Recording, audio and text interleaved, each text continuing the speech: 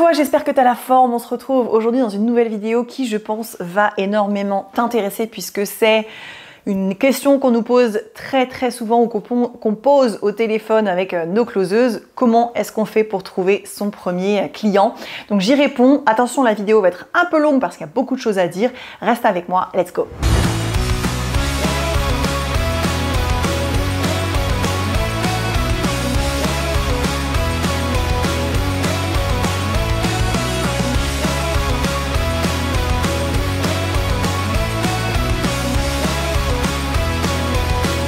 Alors comment est-ce qu'on fait pour trouver un client quand on est setter, quand on est closer ou quand on est setter closer, bref, peu importe. Donc la vidéo risque d'être un petit peu longue parce qu'en fait il y a beaucoup de choses à dire.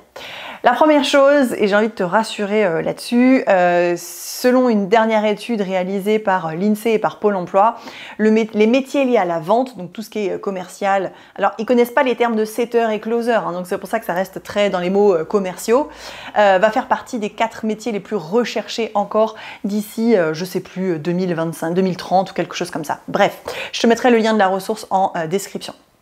Donc déjà, c'est la première chose. Ça veut dire que tout le bullshit que tu as à l'intérieur, le marché est saturé, il n'y a pas assez d'opportunités, tu peux l'oublier. Au moment où on tourne cette vidéo, on est le 8 septembre, quelque chose comme ça, je ne suis pas très douée avec les dates, je ne sais jamais le jour qu'on est. Il faut savoir que nous, chez Closer Evolution, sur notre site internet, il y a des entrepreneurs, des entreprises qui peuvent demander à recruter des setters closers chez nous. Nous, on ne fait pas de publicité là-dessus, c'est-à-dire qu'on laisse les gens venir à nous, mais on ne va pas aller les chercher, on ne fait pas de la prospection, on ne fait pas du démarchage ni quoi que ce soit. Ce qui veut dire que toutes les entreprises qui viennent à nous viennent soit par notre réseau, soit par, parce qu'on essaye de faire en sorte que le site de Closer Evolution soit un des meilleurs référencés sur le sujet. Pour te donner les datas, sur tout le mois de juillet, on a 15 entreprises, donc je dis bien 15 entreprises parce qu'une entreprise peut chercher plusieurs closers ou plusieurs setters. Donc on a 15 entreprises qui cherchaient des candidats en closing sur tout le mois de juillet et on a 30, donc le double, entreprises qui cherchaient soit uniquement des setters, soit des setters closers. Donc tu vois le potentiel qu'il y a en sachant que nous, on ne va pas les chercher. Clairement, ce n'est pas notre objectif. On n'est pas là pour vous trouver des opportunités, vous faites un peu votre marché, moi j'ai besoin de ci, moi j'ai besoin de ça. Non. Donc sans faire de publicité, sans chercher, on a un total de 15 entreprises pour les closers et 30 entreprises pour les soit setters closers, soit uniquement pour les setters.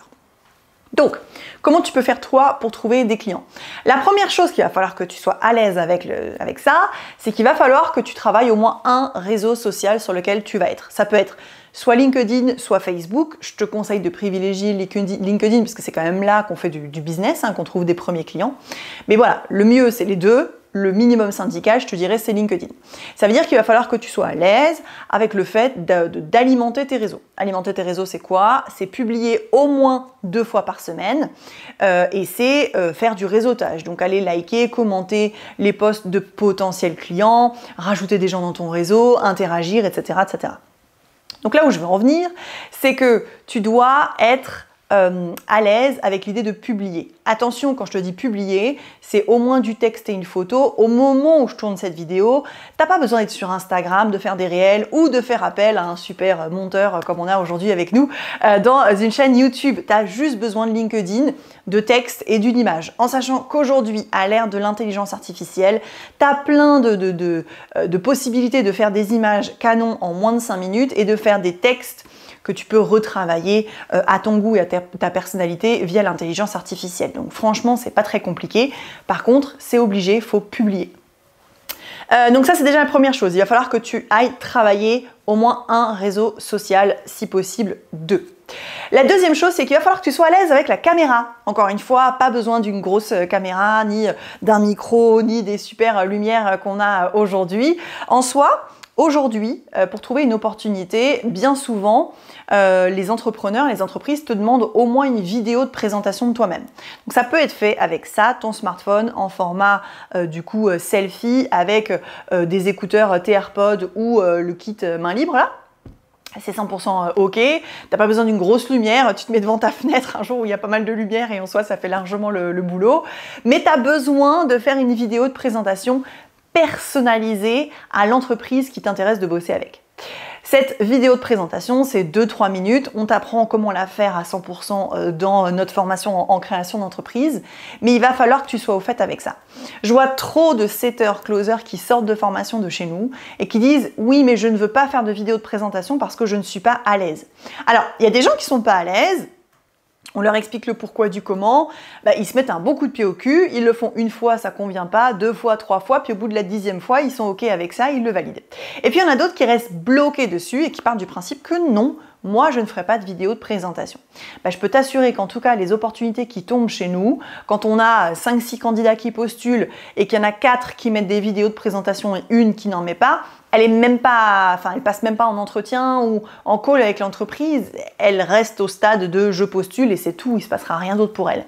Donc c'est vraiment dommage. Donc la vidéo de présentation, t'as pas besoin d'en faire une tous les jours, en gros tu en fais une à chaque fois que tu postules à une opportunité ou à chaque fois que tu vas aller démarcher un client. Ensuite, où est-ce que tu les trouves tes clients? On l'a vu, soit sur les réseaux sociaux, donc en faisant du démarchage, en faisant du réseautage, en allant dans des groupes spécifiques où il y a des entrepreneurs et des entreprises. Tu peux aussi aller sur ton compte de formation sur le CPF. Il faut savoir que depuis janvier 2022, la Caisse des dépôts a fait un énorme tri quand même, et France Compétences aussi d'ailleurs, un énorme tri dans toutes les offres qui sont sur le CPF, ce qui veut dire que pas tous, mais une très grande majorité des entreprises qui profitaient un peu, qui arnaquaient un peu le CPF, sont disparues aujourd'hui. Ce qui veut dire que toi, toutes les entreprises qui ont une offre sur le CPF sont de potentiels clients pour toi. Donc tes réseaux sociaux, le CPF, ensuite Google. Si par exemple tu as envie de closer pour une formation en anglais, tu as envie, tu trouves ça important, ou toi-même tu as fait des formations en anglais, bref. Tu vas aller taper sur Google « formation en anglais » et tu vas regarder tous les résultats qui apparaissent en première page. C'est pas compliqué, toutes les entreprises qui apparaissent en première page sont des entreprises qui investissent de l'argent et qui font beaucoup d'efforts pour apparaître dans les premières pages, donc c'est-à-dire qu'ils ont du budget là-dedans, donc de potentiels super clients pour toi. Alors bien sûr, on peut affiner ces résultats et tout ça, c'est pareil, on le voit dans notre formation en création d'entreprise. Ce serait un peu compliqué de le voir aujourd'hui dans une vidéo YouTube, mais en tout cas, c'est un 3e moyen de trouver des clients. 4e moyen, c'est via le marketing. Je pense que tu fais un peu comme moi et un peu comme tous. Quand tu as des moments où tu as envie de déconnecter, voire même quand tu es aux toilettes, bref, j'en sais rien, qu'est-ce que tu fais? Tu scrolles sur les réseaux, principalement sur Instagram, ou alors tu vas regarder des vidéos YouTube. Et qu'est-ce qui se passe généralement en introduction ou pendant les vidéos YouTube? Il y a des publicités. Donc à partir du moment où tu cherches un client, aucune publicité qui vient à toi, donc pareil, je te disais Instagram, dans ta boîte mail ou sur YouTube, aucune publicité qui ne vient à toi ne devrait être laissée, comment je pourrais dire, à l'abandon. Moi, avant, ce que je faisais, c'est presque, j'avais envie que le bouton, tu sais, ignorer la publicité apparaisse le plus vite possible pour m'en débarrasser. Ça, c'est pas stratégique quand tu cherches un client. Au contraire, toutes les publicités qui viennent à toi, tu devrais t'y intéresser pour te dire « Ok, tiens, bon, je ne sais pas ce que c'est, je ne sais pas ce que la personne fait, je vais aller voir. Est-ce que c'est un produit qui me semble OK pour moi de setter ou de closer? Est-ce que j'ai envie de le contacter? Oui ou non? » Mais tu devrais faire attention à toutes les publicités qui tombent sur ton smartphone ou ton ordinateur à partir du moment où tu cherches des nouveaux clients. Donc, c'était très résumé, mais en tout cas, tu vois qu'il y a quand même plein de moyens de trouver de potentiels clients. Maintenant, si tu as envie de devenir setter-closer, il faut que tu sois à l'aise avec le fait de faire une vidéo de présentation et il faut que tu sois à l'aise avec tes réseaux sociaux. Je te retrouve tout de suite dans une prochaine vidéo. À bientôt. Alors, attends, du coup, pourquoi ça ne fonctionne plus? Shit. Ah voilà, c'est ça. Donc ça va là. Ok, let's go.